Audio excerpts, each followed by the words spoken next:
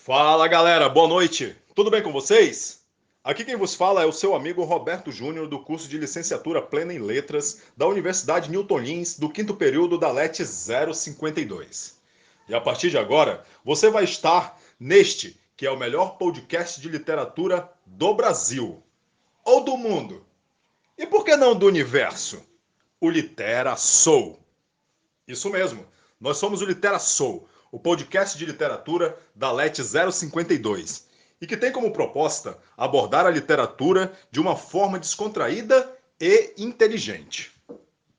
E hoje daremos início com esta que, para nós, é uma das escolas mais belas que há de todas as escolas literárias, o romantismo. Mas que abordaremos hoje, em especial, a segunda fase, dentre as três, que é a segunda geração romântica. Isso mesmo, aquela que é conhecida como ultrarromantismo, byronismo ou simplesmente mal do século. Isso mesmo que você ouviu, mal do século. Aí você me pergunta, mas Roberto, por que mal do século? É porque os caras eram maus? Seus escritos eram relatos de suas práticas maléficas? Será?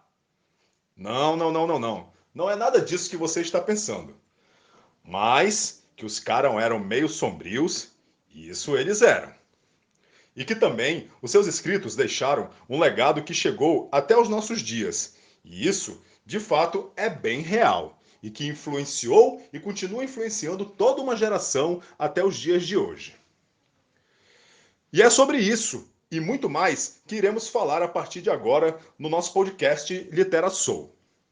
Além de buscarmos fazer uma imersão nesta fase fascinante e ao mesmo tempo tão sombria, abordaremos uma série de elementos que compõem toda esta fase literária e que também foi influenciada e serve de influência para muitas outras vertentes do pensamento. E para você que quer continuar nos acompanhando e aprendendo um pouco mais e aprofundar-se muito mais sobre o conteúdo que iremos abordar hoje nesse trabalho, a partir deste exato momento estamos disponibilizando no nosso grupo da faculdade a nossa revista digital. Através dela você poderá adentrar de forma mais profunda ao conteúdo e poder usufruir de todo o assunto que nós deixamos lá para você. E olha, essa revista está fenomenal. E tem mais. Se você quiser compartilhá-la com seus amigos, com seus grupos de WhatsApp, Facebook, redes sociais em geral, sinta-se à vontade, porque ela é totalmente gratuita e ela é de todos nós. E a partir de agora, eu irei convidar o meu amigo Krishna Jha para dar continuidade a esta apresentação comigo. É contigo, Krishna Jha. Pode vir. Boa noite, me chamo Krishna e está falando sobre o que é romantismo e os principais pontos da nossa revista.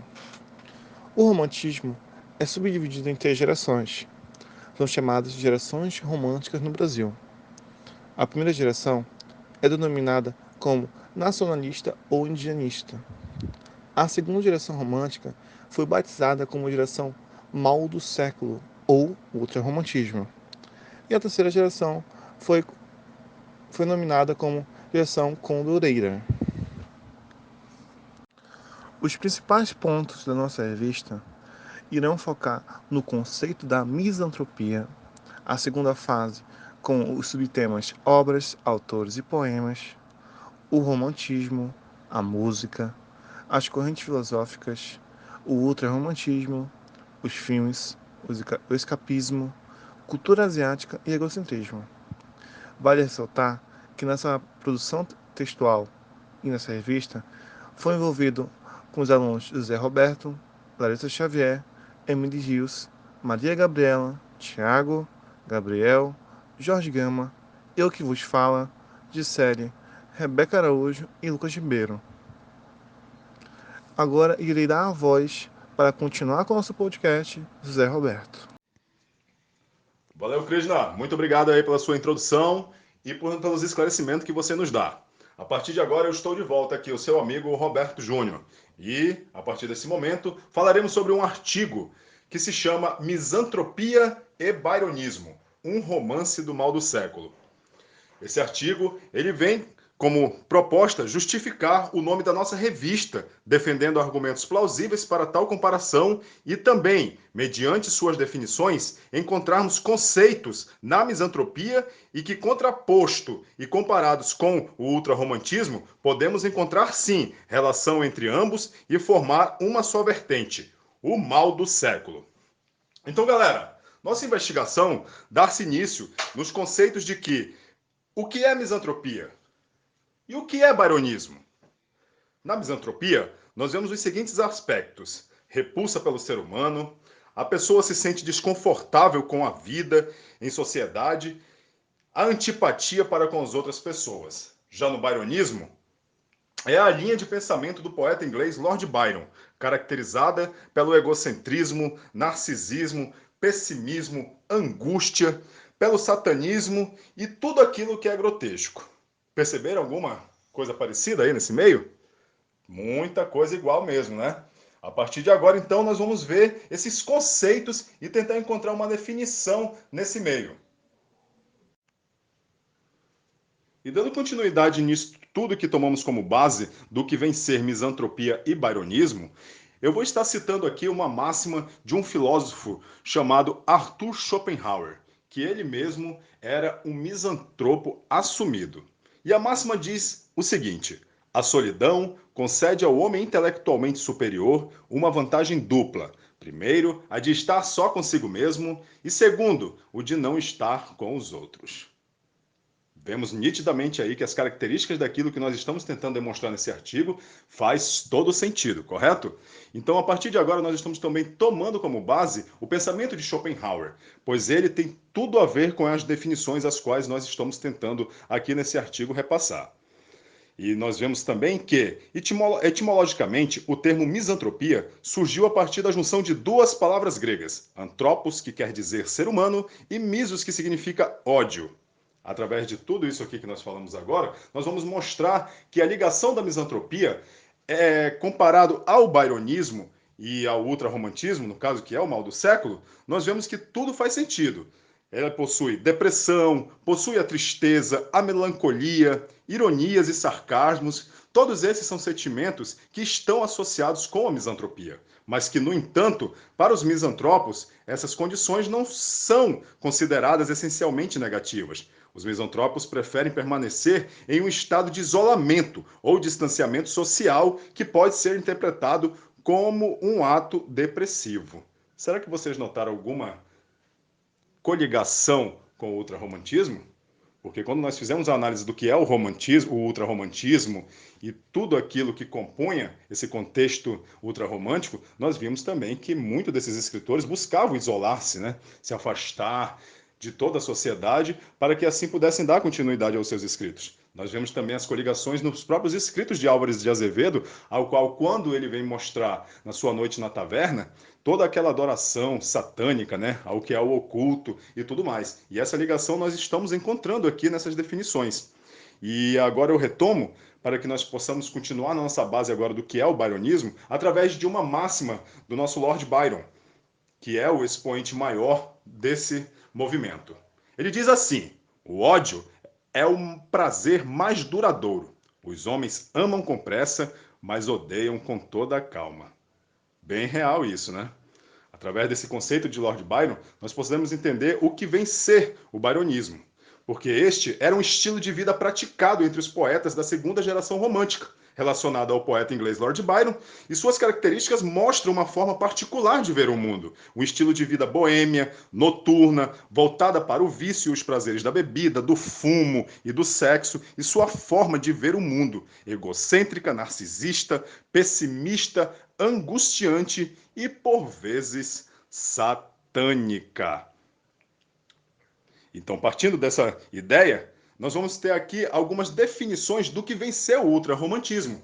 E depois, fazendo essa junção, teremos uma conclusão de que, de fato, o que esse artigo vem falar e defender, que inclusive é a nomenclatura de capa, a misantropia, atrelado ao byronismo e dando toda essa junção e formando o ultrarromantismo, nós podemos sim concluir, junto a esses aspectos como melancolia e pessimismo, escapismo, gosto pelo mórbido, egocentrismo, ironias, tudo isso são conceitos que definem essas escolas literárias. E vendo isso, que o byronismo e o ultrarromantismo são duas nomenclaturas em um único significado. Mal do século.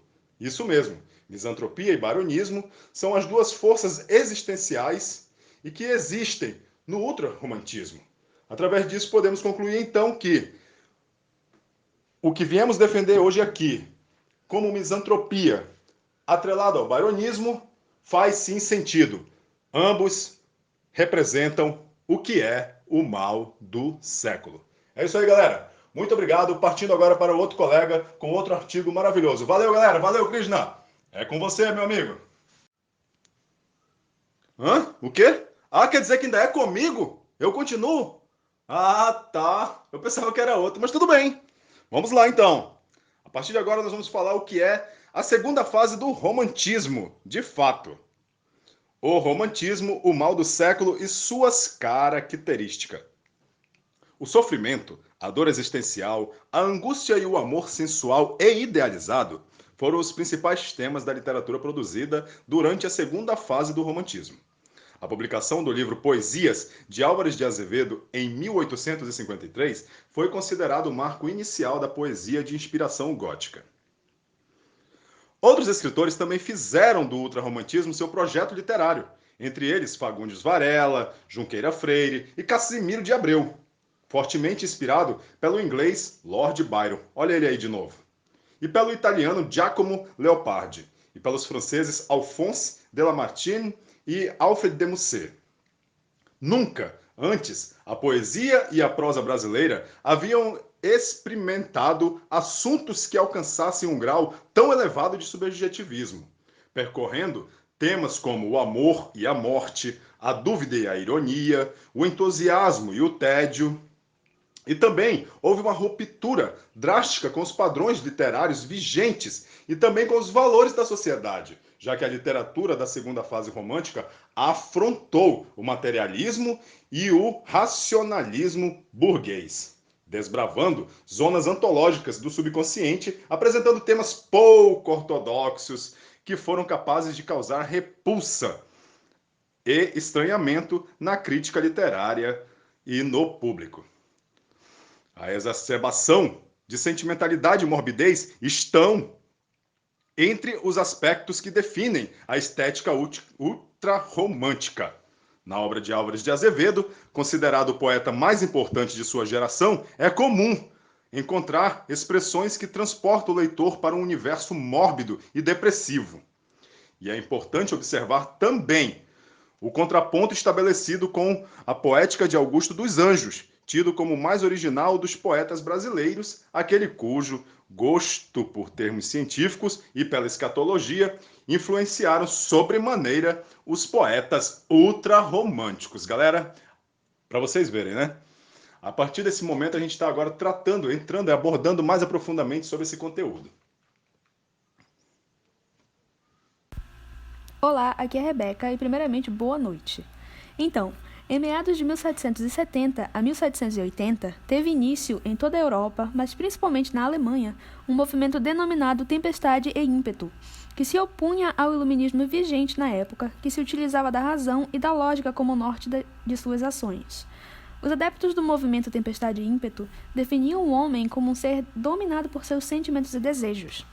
E é neste contexto que Goethe, então com seus 23 aninhos, escreveu a obra que dá abertura ao movimento romântico europeu e que foi a maior influência para os ultrarromânticos, Os Sofrimentos do Jovem Werther.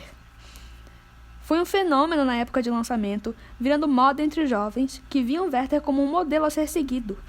Inclusive, as roupas do protagonista também viraram moda, todo mundo queria usá-las, e uma onda de suicídio foi atribuída ao livro. Se trata de um romance epistolar que conta a história de Werther, um rapaz sensível e idealista que se apaixona por Charlotte, então comprometida com Albert.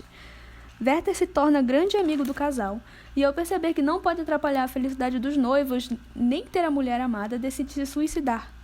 Claro que, sendo um grande sucesso, o livro chegou aqui no Brasil também, e era um queridinho de Álvares de Azevedo e sua turma. A principal característica presente em O Sofrimento do Jovem Werther é a idealização do amor e da mulher, a ideia de que a única cura para um amor impossível é a morte. Olá, boa noite. Eu me chamo Larissa e é com grande satisfação que eu estou apresentando esse trabalho a vocês, na qual eu pude aprender muito juntamente com os meus colegas. Iniciarei falando sobre as principais obras do ultrarromantismo, começando pelo Álvares de Azevedo. Bem, esse autor deixou de lado algo que era bastante abordado na primeira fase do romantismo, para falar agora sobre algo mais profundo, que são os sentimentos demonstrados na depressão, na solidão, no ironismo, no sarcasmo. Então, como vocês podem perceber, isso vem desde antigamente, não é algo apenas que acontece hoje em dia. Desde aquela época já acontecia isso. Outro ponto a ser destacado também é o desejo de que o autor possuía pela mulher amada, que parece ser distante, impossível e difícil. Isso me faz até lembrar de um filme. Vocês podem até mesmo já ter assistido ou visto por aí, que é Um Amor para Recordar. Esse filme relata sobre um jovem que é apaixonado por uma moça, que durante a trama ele descobre que ela está com câncer e em estágio terminal. Então vai relatando todo esse sofrimento, essa dor de saber que a qualquer momento a sua mulher amada podia vir a falecer. E era desse mesmo sentimento que Álvares de Azevedo sentia, porque na época ele estava doente e ele sabia que a qualquer momento ele podia morrer e não iria aproveitar toda a sua vida, ele vivia com medo. E essas sensações lhe inspiravam a escrever as suas obras, sempre retratando a vontade de morrer, o pessimismo de que o mal estava chegando, estava à espreita. É tanto que sua obra mais famosa é A Lira dos 20 Anos, que foi publicada após a morte dele, que infelizmente morreu cedo. E outro autor do ultrarromantismo é o Junqueira Freire. Esse poeta decidiu muito jovem dedicar sua vida à religião. Por isso ele vai até um mosteiro, que é um local onde os monges se isolavam, uma ilha, é um local afastado. Mas depois de um tempo, ele descobre que não era bem isso que ele queria. E estando lá naquele ambiente, ele entra em crises de existência, em dúvidas, confusões na mente dele. Isso abre até uma oportunidade dele escrever as suas criações, as suas obras.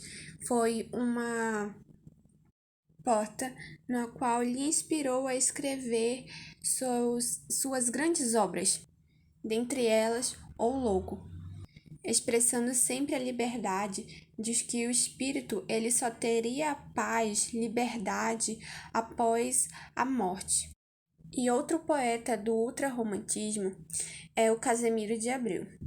Bem, esse autor é marcante e diferente por mostrar nos seus trabalhos a simplicidade, pureza, o que o torna visível a ingenuidade que ele possuía e que era diferente dos outros autores, apontando nas criações a saudade da infância, da pátria e tristeza pela vida. Eu particularmente o acho interessante, pois todos nós já fomos, em algum momento da vida, um Casemiro, pois quem nunca sentiu saudade da infância ou dos tempos passados, quando não estava com dificuldades, passando por algum momento difícil. Então, todos nós entendemos esse sentimento que Casemiro sentia. E ele é famoso por diversas obras, e dentre as mais famosas são Canções do Exílio, Meus 8 Anos e outras que ele escreveu. E agora, a Maria Gabriela dará continuidade ao trabalho.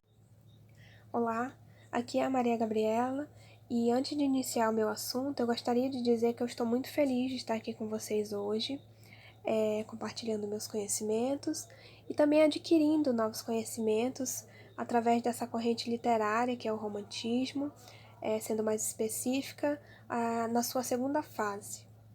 Agora eu vou falar um pouco sobre o poeta, o escritor Álvares de Azevedo, que, para quem não sabe, foi um dos principais representantes dessa segunda geração, que também é conhecida como mal do século e byronismo.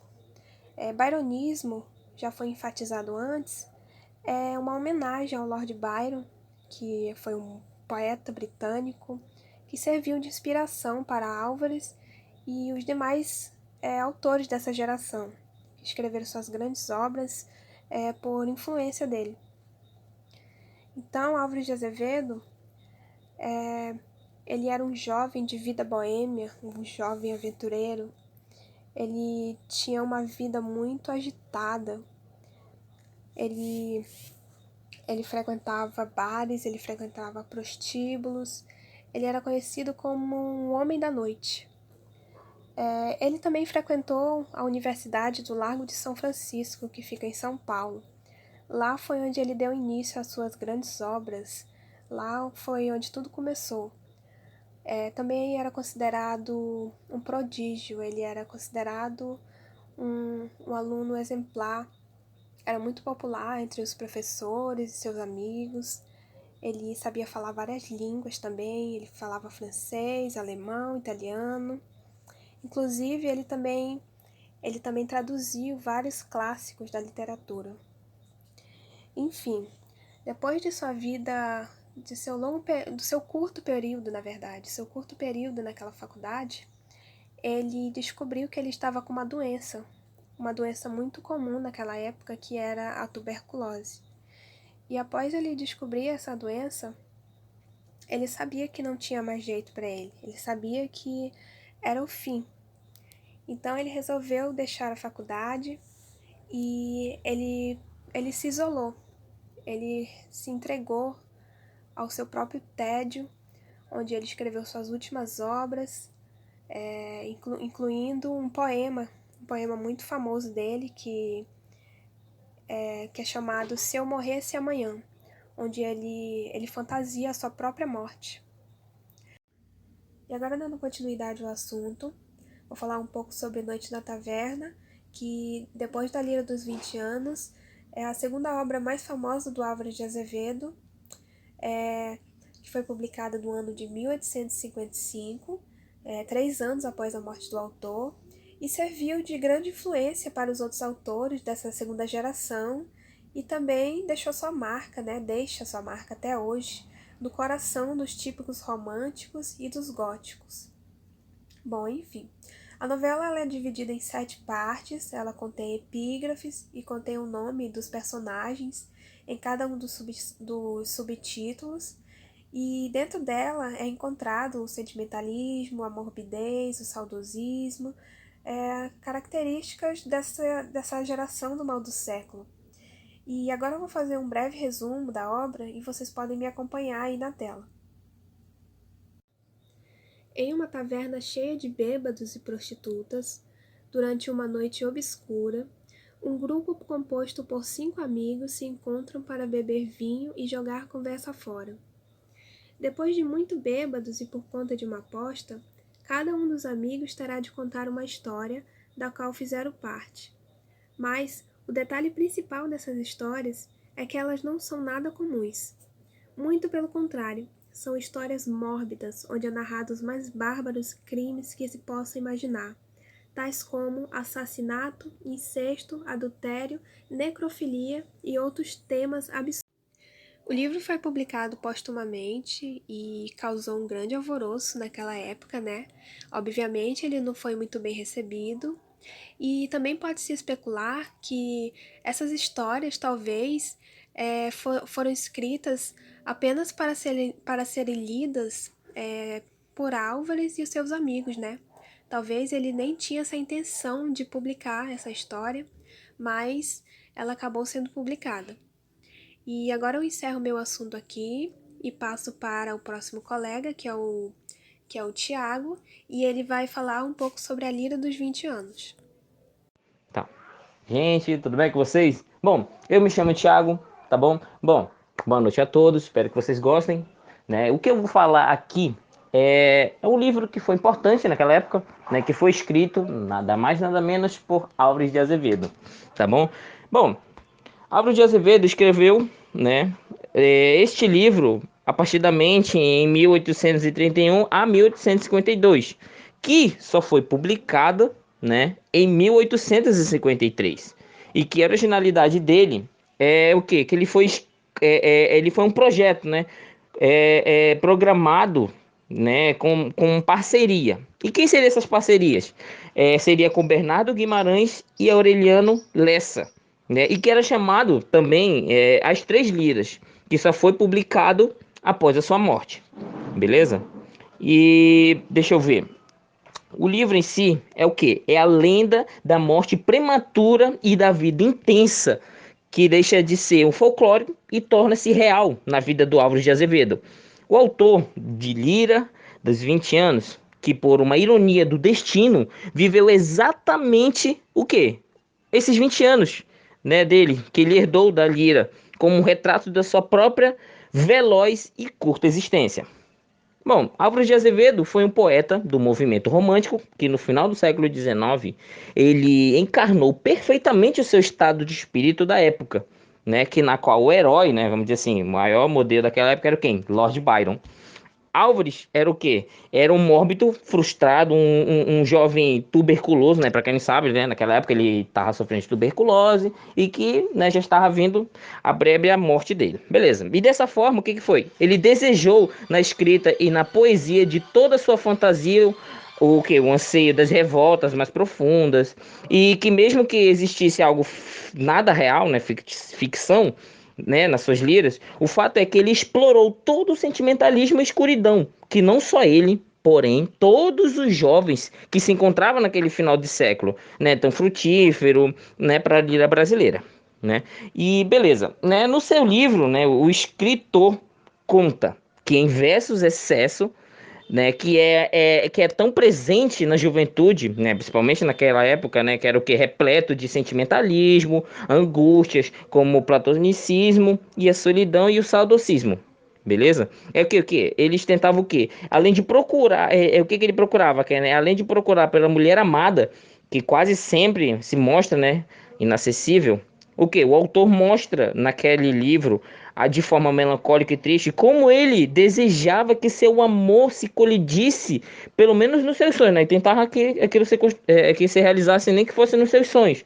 Né? E por conta disso, da sua tuberculose, ele já aguardava a sua morte. Ele desmaneava o que? Sobre a possibilidade de viver este amor depois da morte, quem sabe no outro mundo, né? Digamos assim. E, digamos assim, um exemplo deste desvaneio que pode ser visto no poema da cantiga Acorda, minha donzela. Soltemos da infância o véu. Só nós morremos num beijo e acordaremos no céu.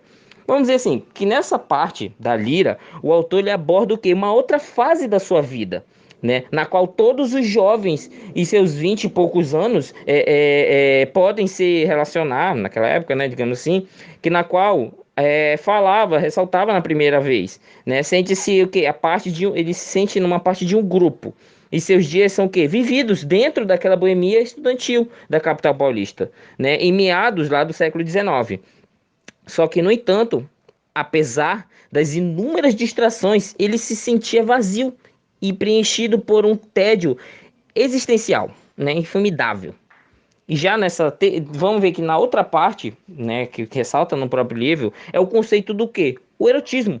O erotismo do quê? Dos desejos sexuais reprimidos. É bastante explorado, né, no poema como do O Seio da Virgem e Meu Desejo, né?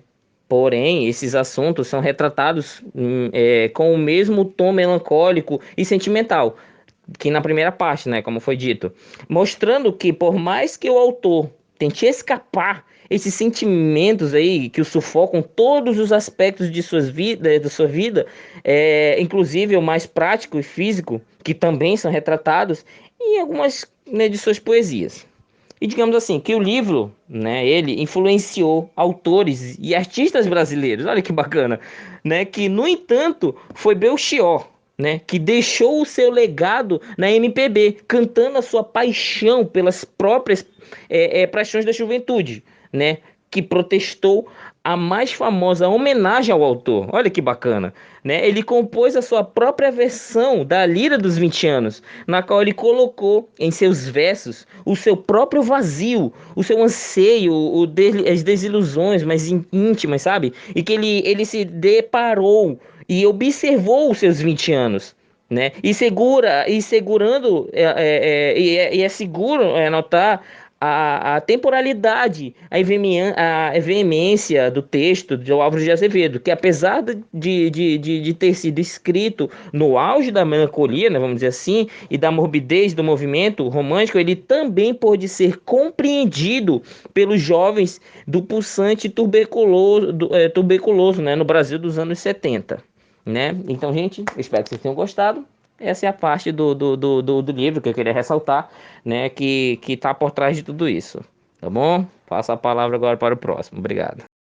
Então, boa noite a todos. Eu me chamo Lucas e vou, junto com os colegas aqui, apresentar sobre o romantismo e de forma bem mais particular da segunda geração romântica, que, como já foi visto de maneira maestrosa, lindamente linda pelos colegas, né, que é uma geração que encanta, que abre os nossos olhos de uma tal forma que não tem como se apaixonar por ela. Nós sabemos que a segunda geração romântica ela começa lá em 1853 com a publicação do livro Noite na Taverna do nosso querido amigo Álvares de Azevedo, que é um livro muito estupendo. Ele é ali, como posso dizer, a marca de tudo aquilo que nós entendemos por romantismo.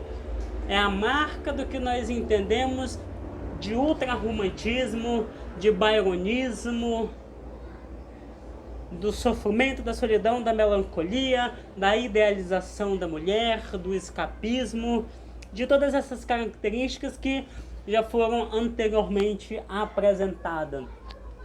E assim como aconteceu com Azevedo, nesse momento eu apresento para vocês, fofoco um pouco com vocês sobre a vida de Luiz Nicolau Fagundes Varela, que, como Azevedo, foi um escritor desse tempo tão maravilhoso. Então vamos lá. Varela, ele nasceu no dia 17 de agosto do ano de 1941. A sua família pertencia a vários bens e, como uma pessoa que tinha dinheiro, ele podia viajar por tudo quanto era canto. Então ele conheceu sim diversas cidades aqui do Brasil, viajou para fora, para Portugal, e teve um tempo que estudou em Coimbra, lá em Portugal, e depois voltou. Aqui, falando dele aqui no Brasil, a gente está no ano de 1862, quando ele vai o quê? Vai cursar Direito. Só que ele acaba decidindo ali que, pô, cara, isso aqui não é pra mim, essa não é a vida que eu quero, não. E ele pega e deixa o curso que ele estava fazendo para dedicar-se à literatura. Vale ressaltar que antes disso, ele já tinha essa pegada meio literária, que um ano antes de ele entrar para a faculdade, ele já havia escrito, né, a sua primeira obra, que é chamada de Noturna. Uma pequena observação, antes de a gente continuar falando aqui da vida do Varela, é que ele foi patrono da 11ª cadeira da Academia Brasileira de Letras. Mas vamos lá. É somente no ano de 1863 que acontece o marco da entrada da vida desse personagem dentro da vida boêmia, dentro da melancolia, dentro do sofrimento, da tristeza, até mesmo do escapismo, como a gente vai ver, que é a morte do seu filho. É o marco para a vida boêmia, como eu já disse, de Fagundes Varela. E como se não bastasse, 3 anos após, justamente em 1866, esse nosso querido autor também perde a sua esposa. Então vejam bem o contexto, meus colegas, que é levado Varela a entrar nesse mundo de solidão. a fazer seus cânticos boêmios, aos seus cantos de sofrimento, a querer escapar-se como os nossos demais escritores, através da bebedeira, das noitadas, da melancolia, muitas vezes até da falta de vontade de viver. Fagundes Varela, com essas duas grandes percas que marcam a sua vida, se vê um homem totalmente solitário, que não tinha mais um motivo para seguir em frente. E novo, como qualquer outro da sua geração, acaba encontrando o seu fim último, aos 33 anos de idade, no dia 17 de fevereiro de 1875. Vejam bem que Varela, ele é o símbolo de todos aqueles que não conseguem superar as suas dores. Ele é o símbolo daqueles que vivem preso, entre aspas, tá? Dentro de um universo negro, obscuro, que não vê saídas para nada. E daí acabam se afogando no mundo de bebedeiras, no mundo de drogas, que é uma realidade, infelizmente, que vivemos na sociedade atual desse século XXI. Varela, lá entre séculos 18 e 19, sofria pela perda da mulher e do filho, e é retrato ainda para aquelas pessoas que sofrem com a perda de algo, com a perda de alguém. E quando eu digo perda, meus colegas, é não só em relação ao falecimento, mas perda até mesmo de amor. Não vamos esquecer que o romantismo também é idealização da mulher. Quantas vezes e faço aqui um parêntese para a realidade jovem, quantas vezes jovens não entram no mundo da sofrência, não vão escutar o Pablo, o Léo Magalhães, Jorge Mateus e tantos outros, porque idealizam as suas amadas e no fim das contas só tomam em algum lugar que eu não vou falar aqui porque não seria ético. Então a realidade de Fagundes Varela é uma realidade hoje viva nesse século XXI. Que para onde nós olharmos e lembrarmos de quem foi Fagundes Varela, nós o encontraremos ainda nas pessoas boêmias, nas pessoas que não conseguiram superar o rosto desse querido poeta que foi Luiz Nicolau Fagundes Varela. E ainda continuando essa fofoca aqui em relação à vida dos autores do ultrarromantismo, agora eu vou falar para vocês sobre Casimiro de Abreu, que também é um símbolo muito grande, como Azevedo e Varela, dessa nossa escola literária. Bom, Abreu, também no Rio de Janeiro, ali, nasceu no Rio de Janeiro, no dia 4 de janeiro de 1839. Bom, muito bem. Esse nosso escritor, poeta desse período, ele viveu a sua infância na fazenda da sua mãe. Seu pai, ele era um comerciante e devido a essa profissão, o nosso poeta, ele não, como posso dizer assim, não teve uma das infâncias mais maravilhosas, porque o pai, ele vivia saindo, fazendo, sabe-se lá o que, talvez nas suas viagens, até mesmo traísse a mãe desse nosso querido amigo, Casimiro de Abreu. Assim como aconteceu com Azevedo e Varela, Casimiro de Abreu, ele também foi um dos caras ali de uma das cadeiras da Academia Brasileira de Letras, sendo patrono da sexta entre elas, sendo nomeado pelo Teixeira Melo, que é aí considerado o fundador da Academia Brasileira de Letras.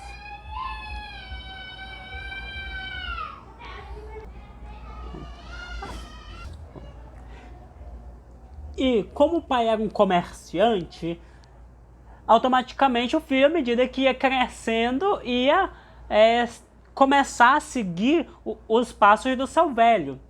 Tanto que em uma determinada idade, o nosso querido amigo ele vai para Portugal, começa a estudar lá em Portugal também.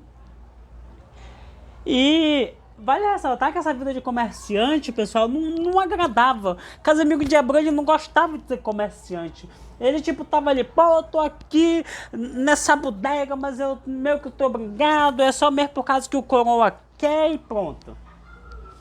E, inclusive, é em Coimbra, onde ele escreve suas maiores obras, dentre elas, meus amigos, o seu poema, que é muito conhecido, denominado Meus 8 Anos, que é onde ele canta e chora as suas lembranças da infância.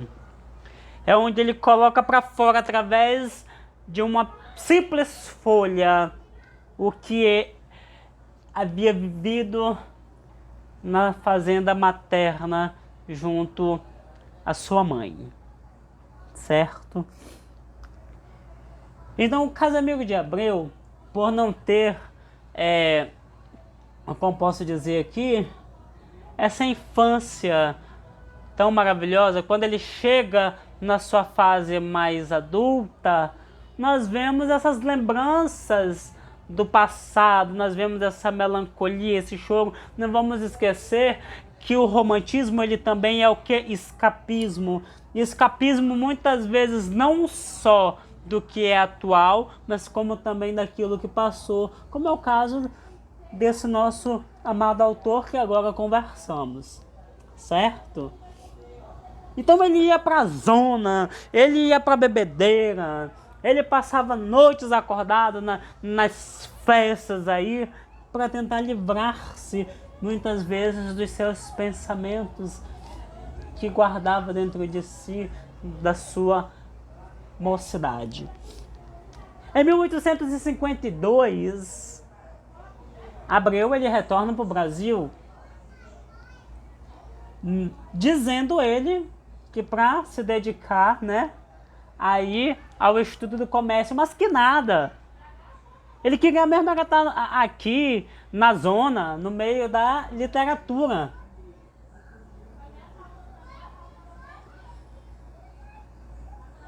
O que ele gostava de fazer,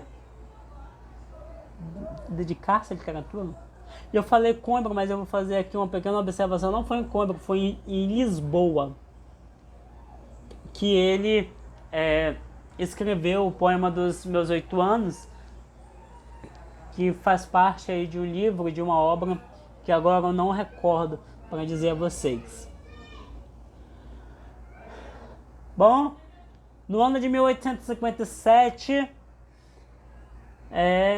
ele estava aqui no Brasil, e depois daí ele permanece aqui 3 anos depois, no ano de 1860, o coroa, o velhote, o comerciante que ajudou na concepção de Casamiro de Abreu, morre. É interessante a vida de Casamiro de Abreu, porque por mais que o pai dele fosse comerciante, por mais que o próprio Abreu fosse comerciante, o velhote não via problemas em investir, de certa forma, na carreira literária do filho.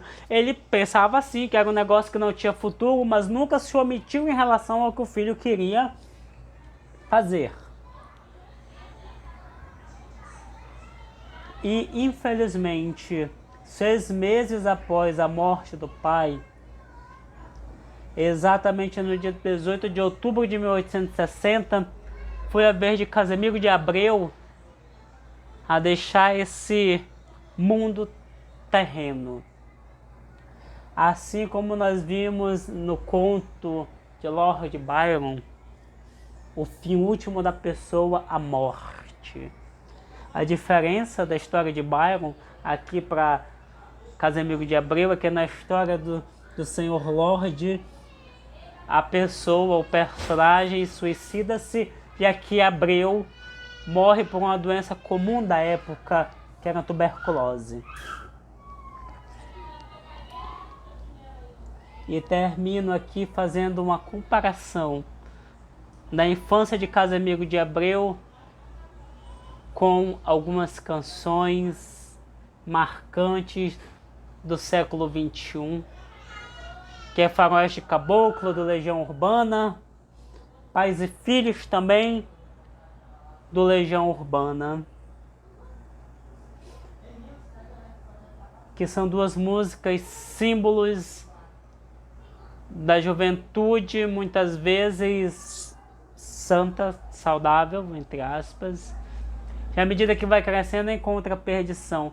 Mas não importa o quanto você mude no decorrer dos anos, a lembrança do passado, assim como acontecia com o nosso escritor e poeta, sempre fica batendo na porta em um negócio chamado de lembrança. As lembranças ficam. A gente cresce, amadurece, mas de certa forma nunca deixa, entre aspas, de viver nos pensamentos aquilo que um dia fomos. Acredito que essa seja a maior riqueza de Casimiro de Abreu, o seu maior ensinamento para essa nossa época. E dito isto, cantado com Casimiro de Abreu e com Fagundes Varela, eu passo a palavra ao colega Krishna, que vai aí dar continuidade na nossa apresentação, no nosso trabalho. Boa noite, me chamo Gabriel e é com grande satisfação que darei continuidade ao assunto sobre os autores da segunda fase do romantismo. Irei falar sobre Junqueira Freire, que foi um poeta brasileiro que fez parte da geração de poetas que mais se destacou na segunda fase do romantismo. Ele nasceu em Salvador no dia 31 de dezembro de 1832. Tinha grande desejo de se dedicar à vida religiosa, então, em 1850, ingressou no mosteiro de São Bento, porém descobriu que não tinha vocação e passou a viver amargurado, tendo grande conflito existencial, certa revolta e arrependimento da decisão que tomara. Mas ali pôde fazer suas leituras prediletas e escrever poesias, além de exercer atividade como professor. A vida clerical lhe parecia terrível, sobretudo, tinha um tipo de atração pela morte que o angustiava. Então, em 1853, abandonou o mosteiro. Foi quando se recolheu em sua casa e escreveu sua obra mais famosa e também autobiografia chamada Inspirações do Claustro. Outra de sua obra que também merece destaque se chama Contradições Poéticas. Junqueira morreu aos 22 anos. O mais interessante de sua obra é que ela representa um estado sincero da alma do poeta. Um de seus poemas mais conhecidos se chama Louco e fez parte de Inspirações do Claustro. Esse é um poema que reflete os pensamentos angustiados do autor, falando de morte e liberdade espiritual, que segundo ele só atingimos após a morte. Para ele, a morte seria a única forma de se atingir a liberdade completa, abandonando essa vida material e rompendo com a prisão da carne. Segundo Junqueira, a morte é algo que vem naturalmente e, além disso, algo bom para o espírito que poderá ser elevado. Esse poema fala dos pensamentos que Junqueira tem em relação a alguém que se mata em busca da liberdade do mundo material. Segundo o poeta, afirma nesse poema que os que buscam a liberdade não são loucos. Atualmente, os sentimentos que o poeta expressou nesse poema ainda são muito presentes em nossa sociedade, sendo algo que pode ser representado pelos números de suicídios que vem aumentando ao longo dos anos. Uma de suas principais motivações, que é, em sua maioria, que os que praticam tal ato o fazem para dar fim ao sofrimento, seja ele físico ou espiritual. O desejo delas é apenas de acabar com aquilo, acreditando, assim como Junqueira, que seu espírito vai se libertar dos males da vida terrena. Eles não acreditam que são loucos, mas sim irão se libertar de tudo e ter a tão almejada paz de espírito. Outro poema de sua autoria bem famoso é O Arranco da Morte, que assim como o poema Louco, esse poema fica bem nítido o pessimismo da segunda geração romântica. O eu lírico personifica a morte como uma espécie de fuga para os problemas que vivencia e vê a morte como algo positivo, porque seria a única esperança de algo melhor. É mostrada uma relação amorosa do eu lírico com a morte. Como já dito, muitas pessoas enxergam a morte uma espécie de escapatória para seus problemas terrenos. Assim como o autor expressa em seus poemas, atualmente muitos ainda buscam equilíbrio físico e espiritual, devido a insatisfações com a vida. Tais pessoas muitas vezes acabam por se tornarem melancólicas, solitárias e vivem em depressão, e somando as imposições da sociedade, não vê outra solução a não ser a morte, exatamente como Junqueira enxergava as coisas. E agora, dando continuidade ao trabalho, passo novamente a palavra para a Rebeca. De autoria de Tchaikovsky, o grande compositor russo da era romântica, O Lago dos Cisnes também conta a história de um amor trágico. Sublime e majestoso, conta a sina de Odete, que é transformada em um cisne por um feiticeiro. Somente a declaração de amor de um jovem poderá salvá-la da maldição. Com um pequeno detalhe, se for traída, a maldição se torna permanente. E é aí que entra Siegfried, um jovem príncipe que se apaixona por Odete. Mas o feiticeiro não iria deixar barato, é claro. Na festa de aniversário do príncipe, que acontece no mesmo dia em que ele conhece Odete, o feiticeiro leva Odile, um cisne negro, para seduzi-lo. É claro que ele cai no conto, selando assim o destino de Odete. Após ser traída, o cisne branco entra em desespero e decide se afogar no lago. E o príncipe, após perceber o mal que causou, repete o feito, se juntando assim à sua amada no doce sono da morte.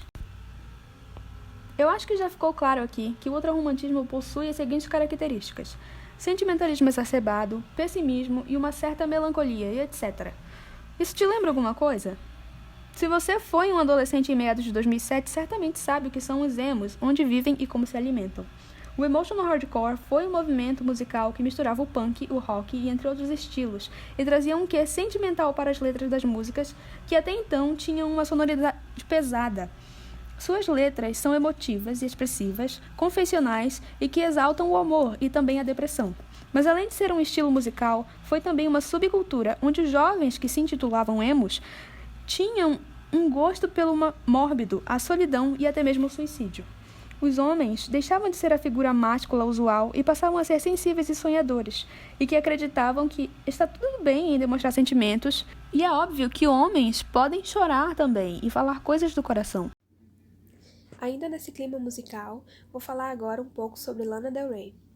A cantora norte-americana também é bastante influenciada pelo romantismo.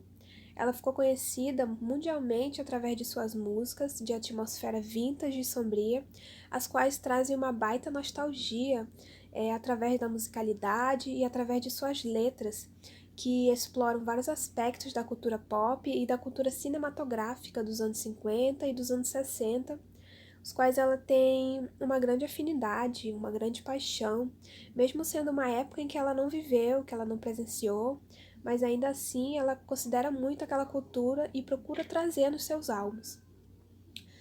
Podemos encontrar facilmente o ultrarromantismo infiltrado em suas obras, exposto entre a melancolia, o sentimentalismo e o pessimismo, que são características muito comuns dessa segunda fase. Sucessos como Videogames, Dark Paradise, Carmen e Born to Die são alguns exemplos de músicas que abordam os temas como o amor trágico, que é o romance gótico, a melancolia, a vida boêmia, a morte e a idealização da mulher como um ser radiante, um ser monumental. E esse sentimentalismo ele vai se estendendo sobre todos os álbuns dela, e inclusive por causa disso, os críticos e também o público consideram ela uma pessoa muito triste, muito depressiva. Mas, segundo ela, apesar de já ter vivido momentos em que ela foi dominada pela depressão, por outras doenças psicológicas também, o que, a propósito, ajudou bastante na composição das músicas dela. Hoje em dia, Lana se considera uma pessoa feliz, uma pessoa evoluída, mas, ao mesmo tempo, ela gosta de manter essa melancolia, esse pessimismo em suas obras no geral.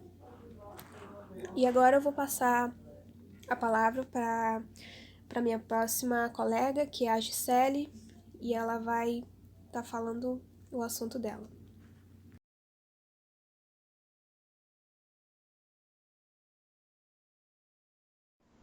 Nossa, esse podcast está cada vez mais quente, mais maravilhoso.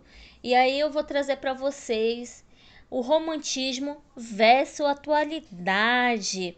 A gente sabe, a gente entendeu esse processo que iniciou em 1953 a 1869, chamada como geração byroniana, que traz a característica como mais conhecida também, né, como o mal do século, o ultrarromantismo, o escapismo que os jovens, os autores, né, os influenciadores desse movimento, como Álvares de Azevedo, Casimiro de Abreu, Fagundes Varela, que trouxe toda essa influência que até hoje, né, até a atualidade, isso traz a influência até os dias atuais.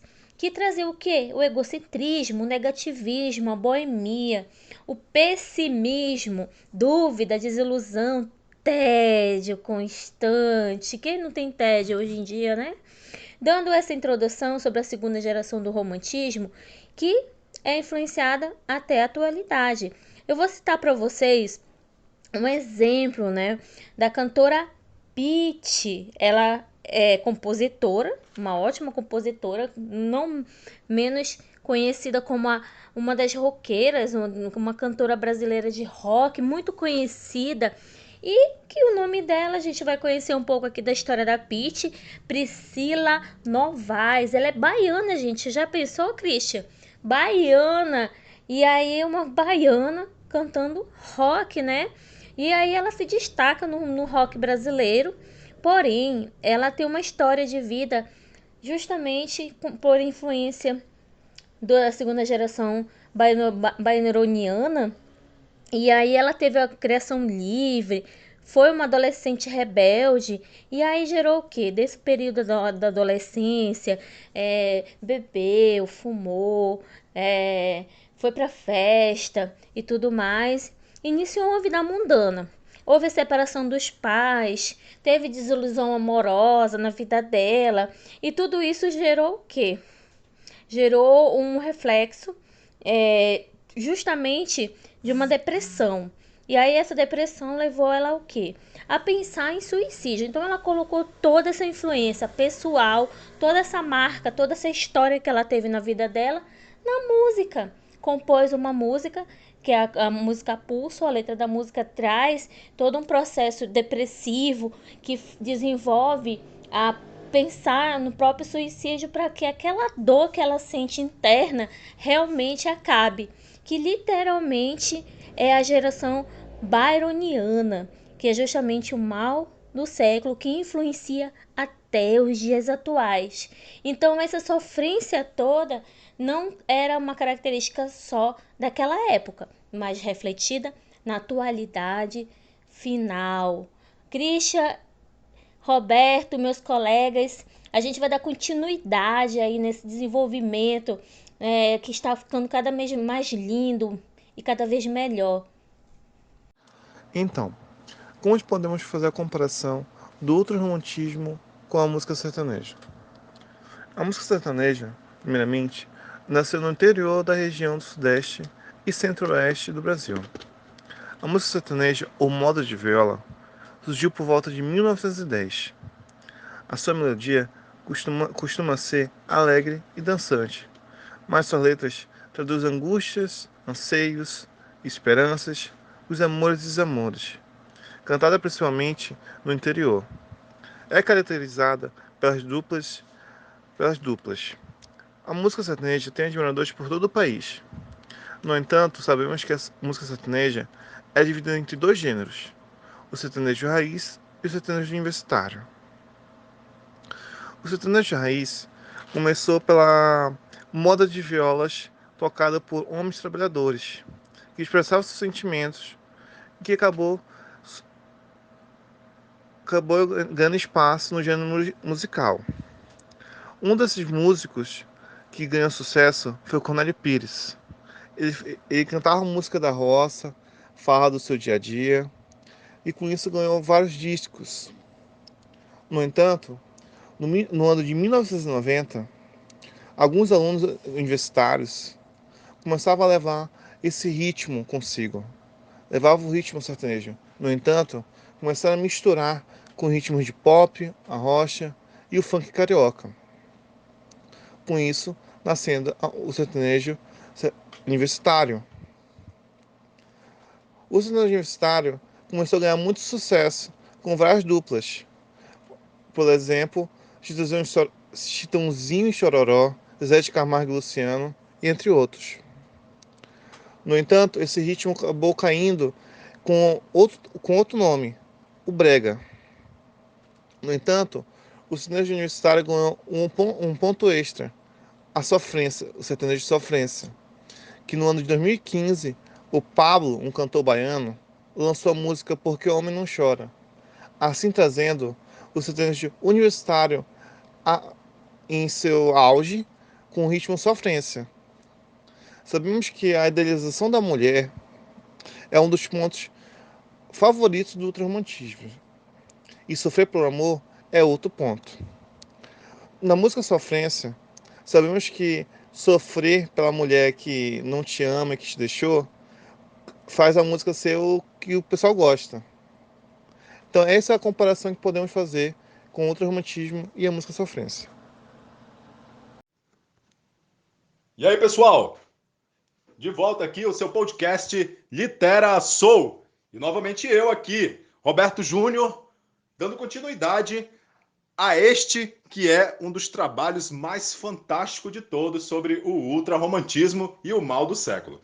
A partir de agora, eu irei apresentar para vocês um artigo que acredito que para muitos será visto como tabu.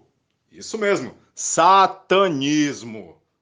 É isso que você ouviu mesmo, culto a Satanás. E que os caras faziam e praticavam no passado bastante. Inclusive, está nas literaturas de um dos nossos autores aqui mais mencionados de todos, Álvares de Azevedo e sua Noite na Taverna. Mas acalma aí um pouquinho, espera só um pouquinho que já já a gente vai chegar lá.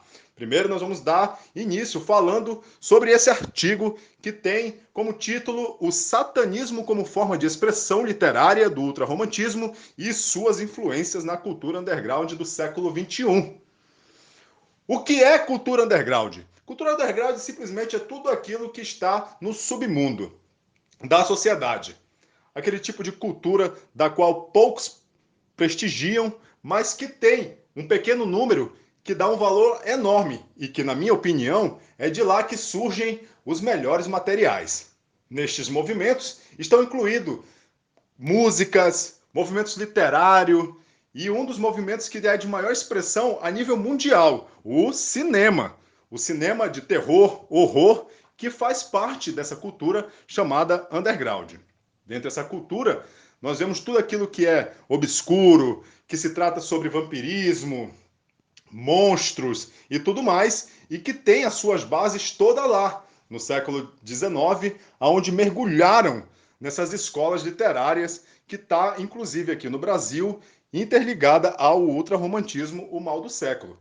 E que, inclusive, para você que acha que no seu país não tem cultura ligada ao terror que seja digna, eu vou fazer uma breve leitura aqui sobre um trechinho de Noite da Taverna, um pequeno resumo de Álvares de Azevedo, para você saber que estes mestres do terror fazem parte da nossa sociedade, sim. E aí vai, para você entender um pouquinho. Noite na Taverna, de Álvares de Azevedo. Em uma taverna escura e inundada pela fumaça de charutos e cigarros, 5 amigos embriagados e apaixonados compartilham algumas de suas experiências amorosas vividas até aquela noite. Os relatos de Sophie, Bertrand, Genaro, Claudius, Hermann e Johann são marcados por crimes hediondos como assassinato, necrofilia, canibalismo, entre outras atrocidades apavorantes. O início da ambientação, os 5 sequenciam as aventuras sentimentais recheadas de depravações e libertinagens europeias, protagonizadas pelos rapazes que as narram, e o último, o desfecho desses relatos interligados entre si. E aí, aterrorizante, hein?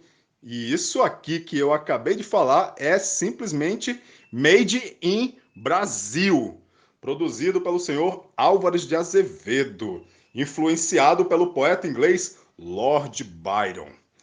E Álvares de Azevedo, sob o pseudônimo Job Stern, coloca um ponto final nas tradições literárias de sua época ao trazer neste livro, publicado infelizmente póstumamente em 1855, um romantismo escancaradamente contraposto ao orgulho exagerado deste seu país, configurando-se como a principal representante do ultrarromantismo brasileiro. Maravilha, hein?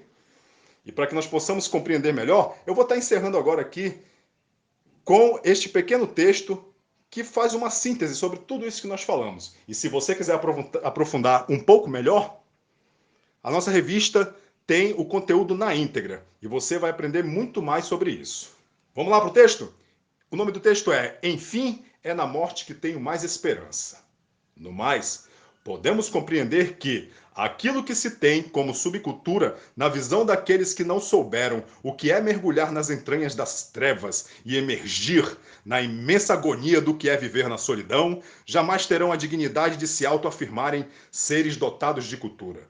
Pois quando entendemos que, na metáfora da fênix, que desce até as profundezas e se debruça com a morte, e em cinzas se encerra para que se possa renascer para uma nova vida dotada de força e poder, compreendemos então que a admiração pela morte não se trata apenas do ser no obscurantismo entregar-se, mas sim no entendimento supremo de que até naquilo que se parece o fim há um recomeço. E este, por excelência, ainda maior e mais poderoso do que antes.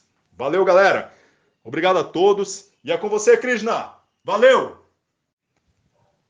E dando continuidade ao nosso trabalho, a partir deste momento agora iremos falar sobre a correlação entre existencialismo e o ultrarromantismo. Será que essas duas correntes de pensamento têm coerência? Nós vamos ver agora. E, de acordo com a nossa análise, tem sim. O título do texto é O Existencialismo e o Ultrarromantismo. Duas correntes do pensamento humano com suas características e peculiaridades, literatura e filosofia, que se fundem e chegam ao século XXI com toda a força de seus ideais pessimistas e intensa angústia, consolidando seus conceitos melancólicos e influenciando cada dia mais novos estilos de vida, perpetuando-se na existência literária do homem moderno. Nós iremos tratar a partir de agora sobre um paradigma ultrarromântico. Falaremos sobre a dor existencial, o sofrimento, a angústia e o amor erotizado e idealizado, que foram os principais temas da literatura produzida durante a segunda fase do romantismo, também conhecida, como todos já estão sabendo, como ultrarromantismo, mal do século ou byronismo. E que em nenhum outro momento da história, a poesia e a prosa brasileira haviam experimentado conteúdos que alcançassem tamanha relevância de subjetivismo, abordando temas como o amor e a morte, a dúvida e a ironia, o entusiasmo e o tédio. E sabemos também que, em um dado momento, aconteceu um rompimento decisivo com os padrões literários e com os valores da sociedade quando a literatura ultrarromântica afrontou o materialismo e o racionalismo burguês.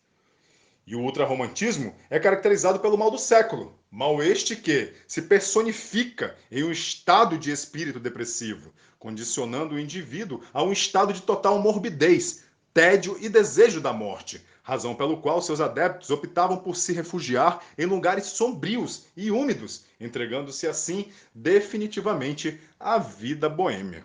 Com isso, nós temos um pressuposto existencial. Quando falamos de existencialistas, não é de se notar que, segundo eles, a vida humana é baseada na angústia, no absurdo e na náusea causada pela vida de não possuir um sentido para além da própria existência. Como eu posso citar aqui para vocês, uma máxima do pensamento de Simone de Beauvoir, do qual ela diz que se vivermos durante muito tempo, descobrimos que todas as vitórias um dia se transformam em derrotas. Bem existencialista, né? Então, foram muitas as ideias e temas que esses intelectuais abordaram, desde a angústia, a liberdade, a morte, o absurdo e até mesmo as dificuldades em relacionar-se. Quando este movimento filosófico surge, em meados do século XXI, na França, com os ideais de filósofos como Søren Kierkegaard, Friedrich Nietzsche, entre outros, trazem com eles também toda uma influência de Arthur Schopenhauer e seus pensamentos. Logo assim, se firmaria o pensamento existencial, considerando-se como o auge do existencialismo os anos 60, quando o francês Jean-Paul Sartre e Simone de Beauvoir influenciam grandemente o pensamento francês. Nós podemos tirar, através disso, do que vem ser ultrarromantismo e existencialismo e chegarmos, sim, a uma coerência lógica dos conceitos de ambas as correntes de pensamento literário e filosófico. E podemos dizer que, contrapondo os ideais ultrarromânticos e os confrontando com a crença existenciais, podemos chegar a um paradoxo dos quais poucas vezes foram motivo de análise teórica. E que essa revista vem e aborda e afirma categoricamente que, meramente comparativo, pois podemos entender através da história que ambas as escolas, literária e filosófica, comungam dos mesmos princípios e causas, aos que têm sido a base norteadora de seus pensamentos, dos quais estão eles atrelados através da angústia desmedida, da tristeza exacerbada, uma morbidez excomungal, a solidão desprovida de necessidade plausível para tal, testificando assim uma total conjectura de que o ultrarromantismo e o existencialismo são, juntos, a razão e a emoção que formam os conceitos do que fora outrora e que é, sem sombra de dúvida, um conceito evidente de sentimentos latentes do homem moderno. Então podemos concluir que o existencialismo está para o ultrarromantismo também. E é isso aí, galera. Espero que todos possam ter entendido sobre esses conteúdos. Nós estamos encerrando a partir de agora todo esse nosso trabalho, agradecendo a todos que ficaram até agora aqui nos ouvindo. Muito obrigado. E agora, a partir desse momento, vou dar continuidade a outros colegas que ainda têm mais material para apresentar. Valeu a todos. É com você, Krishna. É com vocês, meus amigos. Um abraço. Valeu! Então, podemos encontrar outro romantismo até nos filmes, principalmente a característica do escapismo. Então, o que é o amor? Pode-se dizer que o amor é uma emoção que faz a outra pessoa desejar o bem da outra, mas será que é realmente só isso, desejar o bem da outra pessoa?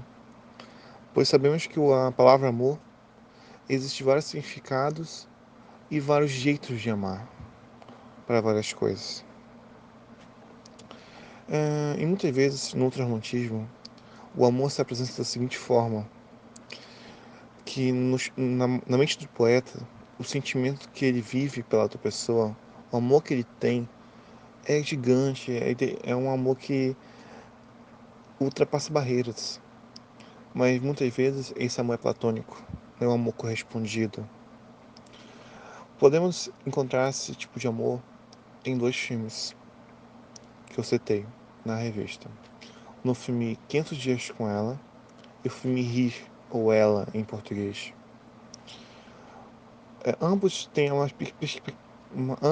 uma perspectiva criada que pode machucar profundamente o envolvido. Tanto a pessoa que está se apaixonando e a pessoa que está sendo idealizada. No filme 500 Dias com Ela, começa com uma frase bem bacana. Fala bem assim, pense agora. Quantas vezes você já gostou de alguém mais do que outra pessoa? Quantas vezes você já se apaixonou por alguém que não te ama?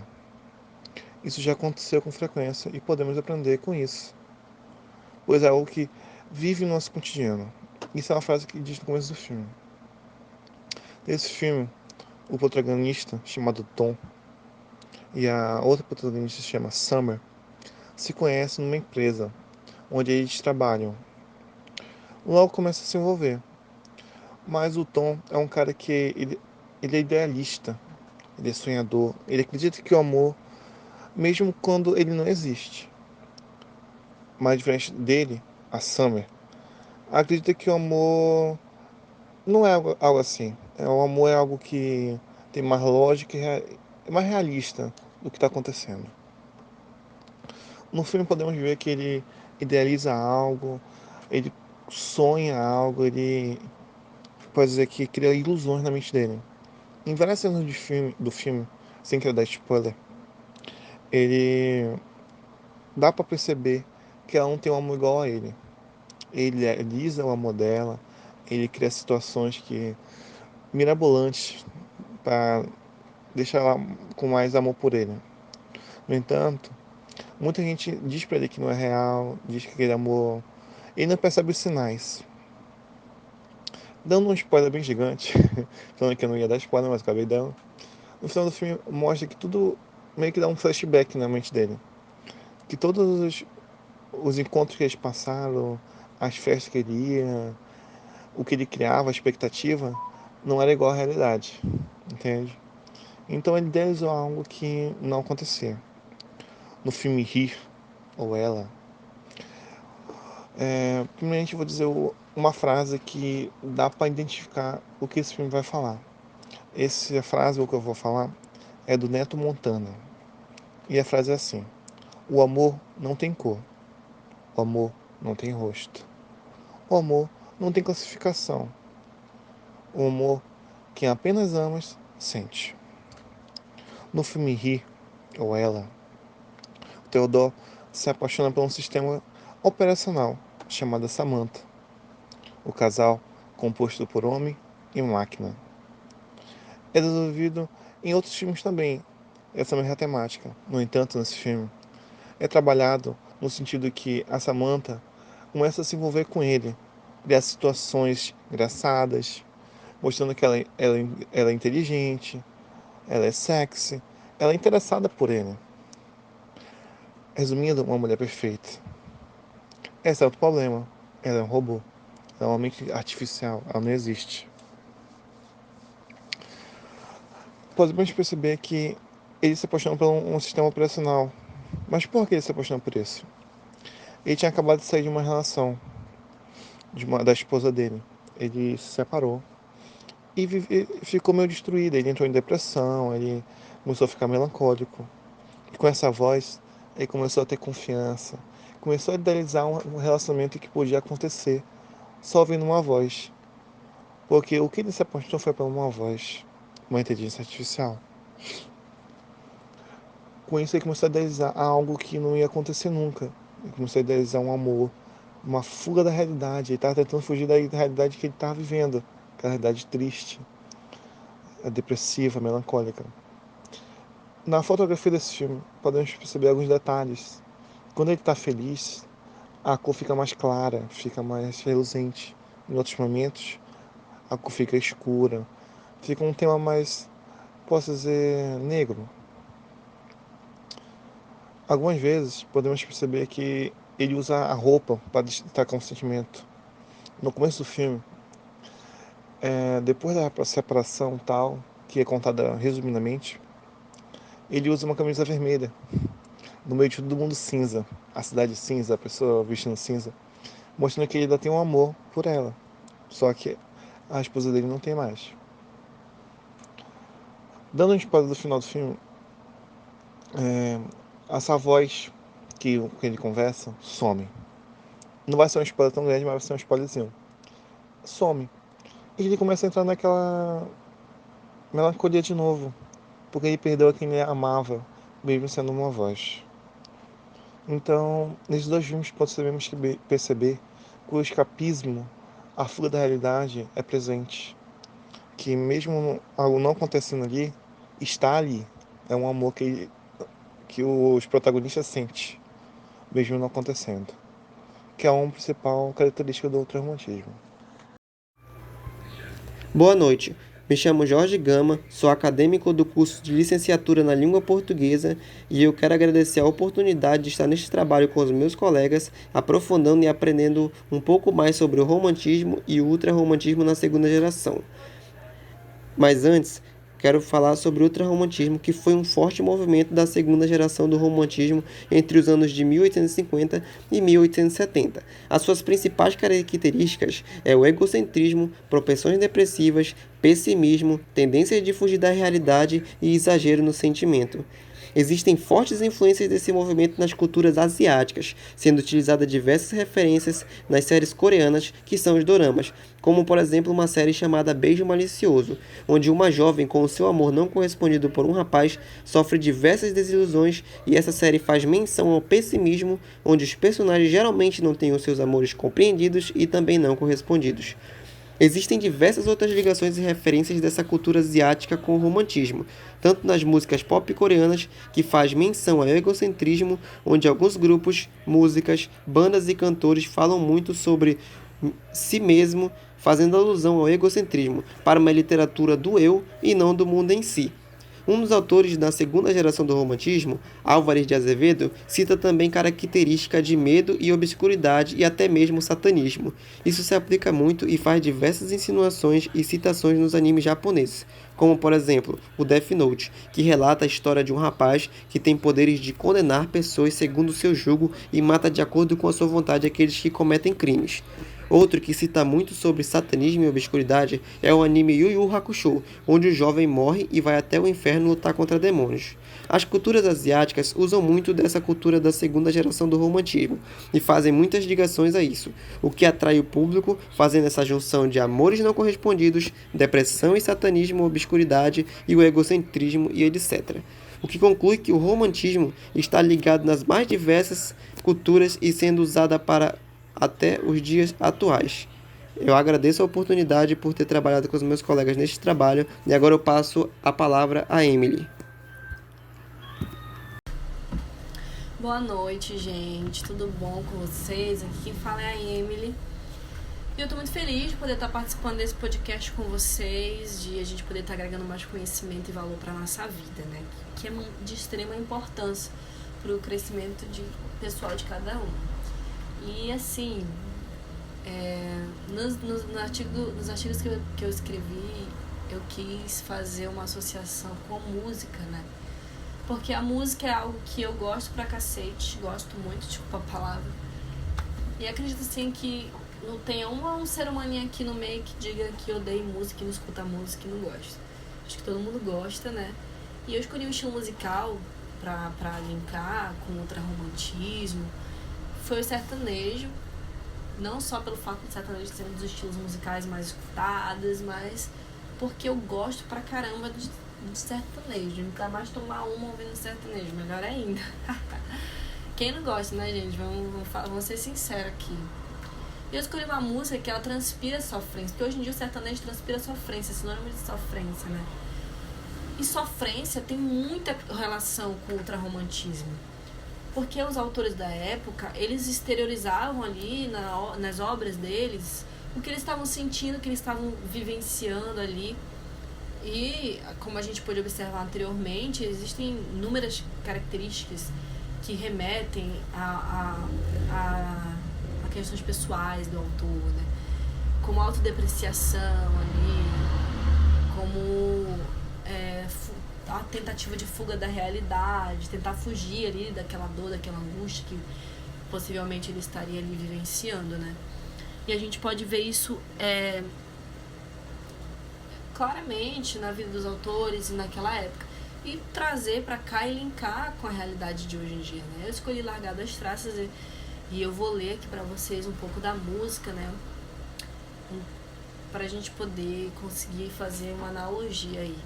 Ó, meu orgulho caiu quando subiu o álcool, aí deu ruim pra mim. E pra piorar, tá tocando um modão de arrastar o chifre no asfalto. Tô tentando te esquecer, mas meu coração não entende. De novo eu fechando esse bar, afoga na saudade no querosene. E continua a música, né? Mas assim, nessa música que a gente pode analisar aqui, ele está sofrendo por alguém, óbvio, por uma pessoa, que possivelmente seria o seu amor, mas que o traiu, porque ele fala de chifre no asfalto, né? E chifre a gente associa a traição hoje em dia. E por ele ter passado por isso, ele tenta esquecer, porque ele possivelmente gostava da pessoa que o traiu, e para tentar esquecer e apagar a dor, ele vai pro barzinho e se enche de cana, né? Se enche de álcool para tentar esquecer, para tentar fugir daquela realidade que ele se encontra. Gente, isso é muito linkado ao ultrarromantismo, como a gente observa, né? É muito parecido à fuga da realidade, ele tá tentando fugir. Só que no caso dele, quanto mais ele tenta fugir, mais ele lembra, mais ele lembra de tudo e ele sofre ainda mais.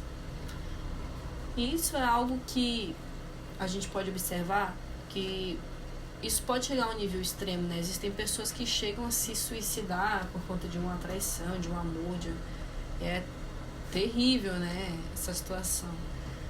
Mas isso também era a realidade no ultrarromantismo, o suicídio, né? E assim, esse era o meu objetivo com esse artigo, né?